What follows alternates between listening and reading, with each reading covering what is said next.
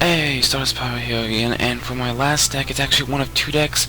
The first one I'm going to be showing would be Zoo, and this one I might not play as much. I might not play it much, especially in higher leagues, especially even not playing as much in general, because if you know this deck, you know it's just downright boring, but it will get you high on the ranks. I just don't feel comfortable playing it high on the ranks. I'd rather play Control Warrior or Hunter.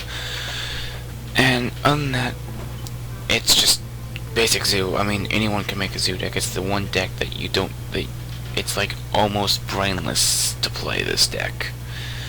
The other deck is Handlock. This deck is like one of the hardest decks to play.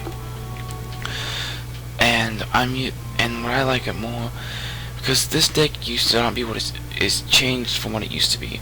What it used to be is you used a card called Leroy Jenkins, which used to cost only four cards like this Hellfire, so you would play it plus Power Overwhelming and Faceless Manipulator, because Power Overwhelming would grant the minion +4/+4, but it died at the end. So Leroy Jenkins, being a 6 attack, 2 health, you drop it, it gives your opponents 2 1/1 whelps on the other side of the field. You Power Overwhelming it, that's now a 10/6. And you then, on turn 10, you Faceless Manipulator, which puts an exact copy of that minion. So if Leroy was Power Overwhelmed, now Faceless is now a Power Overwhelmed Leroy that doesn't, but actually not an exact copy. It actually won't die at the end of the turn, if I believe that's correct. But it didn't matter, because you just get him down to 20 health and go Leroy Jenkins, Power Overwhelming, Faceless, punch, game.